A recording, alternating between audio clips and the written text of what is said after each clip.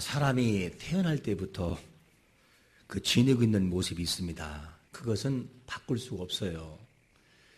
그 모습으로 인해서 어떤 사람은 사랑을 많이 받기도 하고 어떤 사람은 사랑에서 제외되고 아픈 세월을 살아가는 그런 사람도 있습니다. 여러분들은 묻고 싶어요. 여러분들은 어떻게 살아오셨습니까?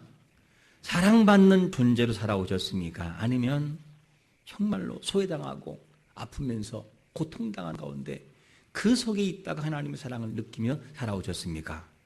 여러분, 사람은 외모를 보고 평가하고 외모를 보고 사람을 결정할지 몰라도 우리 하나님은 절대로 외모를 보지 않고 중심을 보시는 분임을 믿으시기를 축원합니다. 그래서 베드로가 뭐라고 고백하냐면 사도행전 10장 34절과 35절에 보니까 베드로가 입을 열어 말하되 내가 참으로 하나님은 사람의 외모를 보지 아니하시고 각 나라 중 하나님을 경외하며 의를 행하는 사람은 다 받으신 줄을 내가 깨달았다라고 고백합니다. 우리 하나님은 정말 우리의 중심에 하나님을 경외하고 신실한 믿음을 보고 있음을 100% 믿으시기를 축원합니다. 그래서 믿음의 사람들은 어떠한 환경이 있어도 외모나 환경 때문에 좌절하지 말아야 돼요. 그리고 그것 때문에 실망해서 인생을 포기하는 것은 하지 말아야 돼요. 왜냐하면 사람이 안 봐주면 하나님 그분께서 우리를 봐주니까 이것이 뭐냐면 우리가 희망을 갖는 하나의 모습인 것입니다. 그런데 오늘 본문에 보니까 이 외모 때문에 사랑받지 못하고 소외당했던 한 여인이 등장해요. 이 여인이 등장하는데 그림은 바로 레아였습니다. 이 야곱이라는 사람이 어느 날 아버지가 돌아가실 쯤 됐을 때에 복을 다 받으려고 형의 모든 축복권을 다 빼앗아서 자기가 기도를 받고 그리고 형의 보복이 두려워서 도망가는데 하란 지역에 있던 바로 외삼촌 라반이라는 지역에 이 사람에게 도망가게 됩니다. 그리고 난 다음에 만나는 여인이 누구냐? 그 레아의 동생이었던 라헬을 만나요. 그런데 이 라헬을 바라보고 이 라헬을 뭐라고 소개하고 있냐면 라헬은 곱고 아리따다 이렇게 표현하고 있어요. 이 원문에서 곱고 아리따다는 말은 무슨 말이면 매력적인 여인이라 그 말이에요. 아주 아름답고 어여쁜 여인이 누구냐? 라헬이었어요. 레아의 동생. 그런데 그의 언니는 레아는 뭐라고 소개하고 있느냐? 시력이 약하다 이렇게 표현되고 있어요. 우리가 살아가는 삶의 현장에서 나의 결정과 의사와 상관이 없이 이미 주어진 이 모습 때문에 사람들에게 사랑을 많이 받지 못하는 그런 사람도 있습니다. 노력해 보아도 잘 안 되는 부분이 있어요. 이것이 우리의 한계입니다. 본문에 나오는 라헬이라는 여인은요, 사실 외적으로 굉장히 갖춘 여인이었어요. 그리고 이 레아와 라헬이라고 하는 두 여인을 놓고 바라볼 때 남자 입장이었던 야곱의 입장에서 누구한테 마음이 쏠릴까요? 바로 매력적인 여인 라헬에게 야곱의 마음이 쏠립니다. 그래서 18절에 보니까 뭐라고 말씀하냐면 이렇게 말씀합니다. 같이 읽어봅니다. 시작. 야곱이 라헬을 더 사랑함으로 대답하되 내가 외삼촌의 작은 딸 라헬을 위하여 외삼촌에게 몇 년을요? 7년을 섬기겠다는 거예요. 얼마나 아름다우면 벌써 라헬이라는 이름의 뜻이 암양이에요. 암양. 그런데 레아는 암소.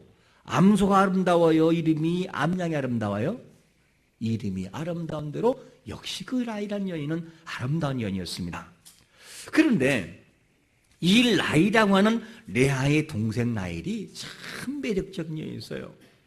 얼마나 힘이 강력하냐면요, 이 강력한 힘이 있어가지고 한 남자를 7년 동안 꼼짝 못하게 만드는 것이 라헬이었어요. 그냥 딱 잡아놓고 7년 동안 일하게 만들어놔요. 이게 라헬의 매력이었어요. 그런데 이 야곱이 라헬을 너무 사랑하다 보니까 7년이라는 세월을 지냈지만 7년이 며칠이라 이렇게 표현되고 있어요. 며칠 집어넣었다는 거예요. 그러니까 라헬과 이 야곱의 관계에서 정말 사랑하는 마음이 가득했어요. 대체 7년이라는 세월을 며칠로 생각할 정도의 마음이라면 어떻게 사랑해야 그렇게 될까? 여러분들이 사귀는 사람을 7년 동안 얻기 위해서 그 장모들 사람의 집에 가서 7년 동안 노비처럼 일한다면 할 수 있는 사람 손 들어보세요. 다 포기하고 말 사람도 있을 거예요. 그런데 야곱은 그렇게 한다는 거예요. 야곱은요. 어떻게 지냈을까? 이렇게 지냈을까? 자기야, 이따 봐요. 그랬을까? 아니면 자기 오늘 많이 힘들었지? 아니, 별로 힘 안 들었어. 자기가 있는데 뭐. 이런 관계들로 인해서 이 야곱의 마음속에는요, 7년이라는 세월이 며칠로 생각한 것이 바로 사랑하는 라헬 앞에서의 야곱의 모습이었습니다. 여러분, 우리가 하나님 앞에 나오는 모습도 이렇게 되기를 축원합니다. 주님을 사랑하는 마음이 그냥 시간 가는 줄 모를 정도의 모습을 가지고 예배하고 찬양하는 그 마음이 하나님께서 우리에게 원하시는 마음인 거예요. 의무적인 관계가 아니라 사랑의 관계로 바꿔나가기를 축원합니다. 그게 하나님 앞에 선 우리가 해야 할 모습이란 것을 알 수가 있습니다. 참 라헬은 사랑받는 여인이었어요. 그런데 라헬이 이렇게 사랑받는 여인이었다면 그의 언니 레아는 어땠을까? 레아를 소개할 때 17절에 보니까 뭐라고 소개하냐면 레아는 뭐가 약하다고요? 시력이 약하다는 거예요. 자, 남자분들, 여인들을 바라볼 때 다리통 먼저 바라보나요? 얼굴에 눈부터 바라보나요? 눈부터 바라봐요. 딱 보는 순간 그냥 첫눈에 반하는 거, 두 눈 속에서의 마음이 담겨져 있고, 그냥 그 사람의 느낌이 담겨져 있고요. 그 사람이 그 뭔가 걸려가는 그 마음 때문에 눈을 보는 순간 그냥 한 번에 반해버리는 거예요. 그러니까 이 야곱은 라헬을 보는 순간 너무 이뻤던 거예요. 이 누굽니까? 라헬을 보는 순간 이뻤는데 레아를 보는 순간은 그렇지 않았다 그 말이에요. 그러면 벌써 시력이 약하다는 표현을 성경은 쓰고 있어요. 반면에 그의 동생 라헬은 눈이 반짝반짝 한단 말이에요. 그냥 호수 같은 눈 때문에 쏙 빠져버리는 것이 야곱이었어요. 그런데 그의 언니 레아는 벌써 호수 같은 눈이 아니라 뭐예요? 며칠 있다가 죽은 동태의 눈깔처럼 그렇게 흐릿하니 힘이 없는 모습이에요. 왜냐하면 여러분, 시력이 나쁜 사람이 눈 크게 뜨고 다녀요? 이러고 하고 다녀요? 실눈 뜨고 다녀요. 안 보이니까. 그러니까 성경에서 기록할 때 뭐라고 하느냐, 시력이 약하다는 표현을 쓴 것은 진짜 눈이 나빴던 거예요, 이 레아가. 그러니까 레아가 시력이 나쁘다 보면 길을 지나가다가도 넘어질 수가 있어요. 야곱이 지나가면 저게 누구야 하다가 소리 들고 야곱이구나 이렇게 할 수 있어요.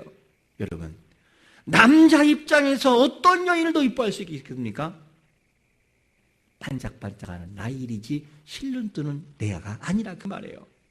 여기서 벌써 이 레아는 사람이 사랑하는 이 야곱이라는 사람 앞에서도 인정받지 못하는 그런 모습이 바로 그의 모습이었습니다.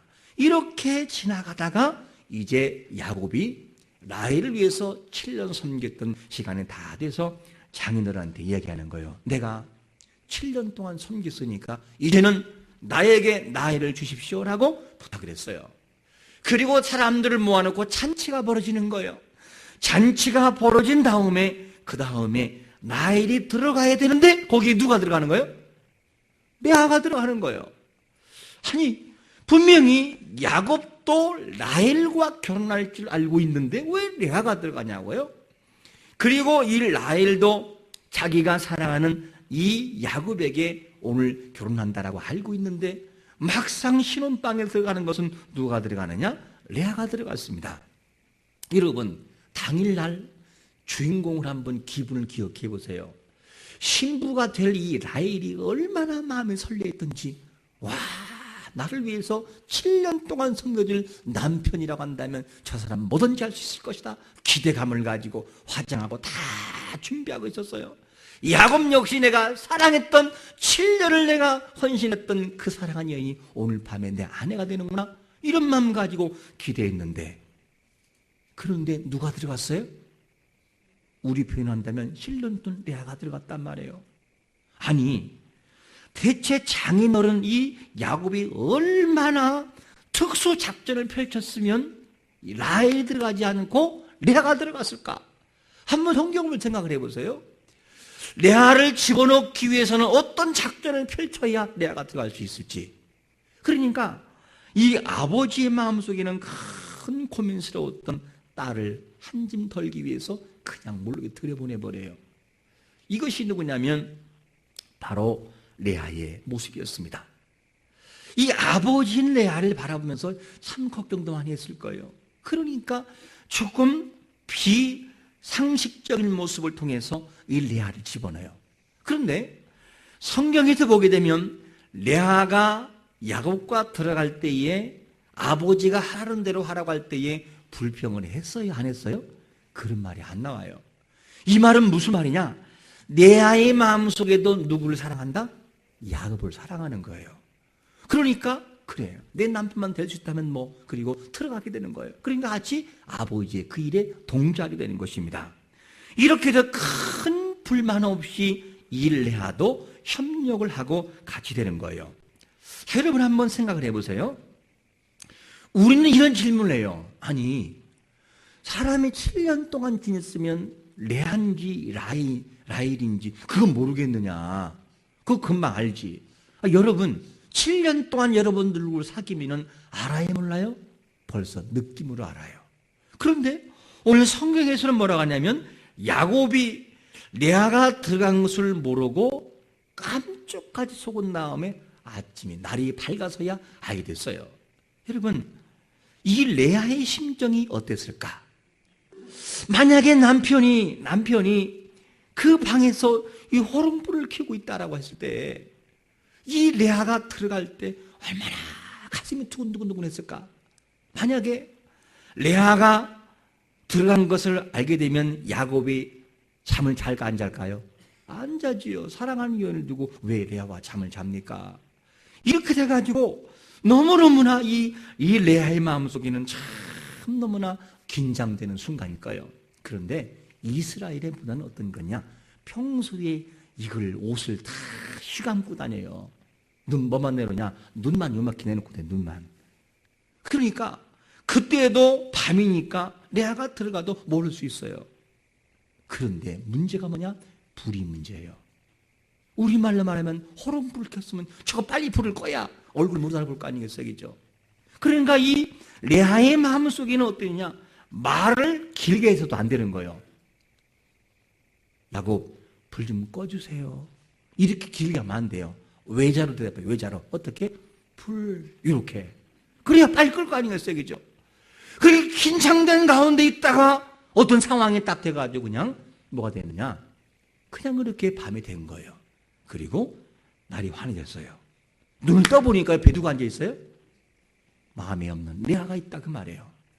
이것에 너무 화가 난 이 야곱이 아버지에게 그냥 쫓아가 버려요. 아니, 장인들은 대체 이럴 수가 있습니까? 나를 속일 수가 있냐고. 어떻게 라헬을 준다고 해놓고 왜 레아를 줬습니까? 우리 동네에서는 언니보다 먼저 가는 거 없어. 그리고 말을 돌려버려요. 참 이때부터 이 레아의 마음속에는 참 자존심이 상하는 거예요. 너무너무 마음에 고통이 많은 거예요. 이 남편이라고 하는 사람이 옆에 있지만 그 남편은 마음이 다른 여자에게 마음이 가 있어요. 라헬에게 가 있어요. 여러분, 남편은 남편이로되 함께 할 수 없는 남편이 바로 누구냐? 야곱이라는 사람이었어요. 그리고 레아의 심정이었습니다. 얼마나 사랑받지 못했든지 너무나 힘든 처지가 바로 이 레아의 모습이었습니다.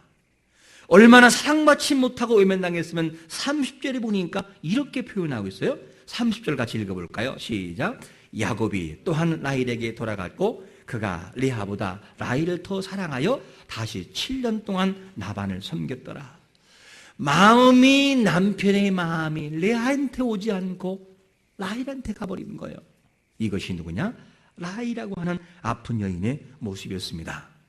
하나님도 그거를 보고 너무 마음이 아팠어요.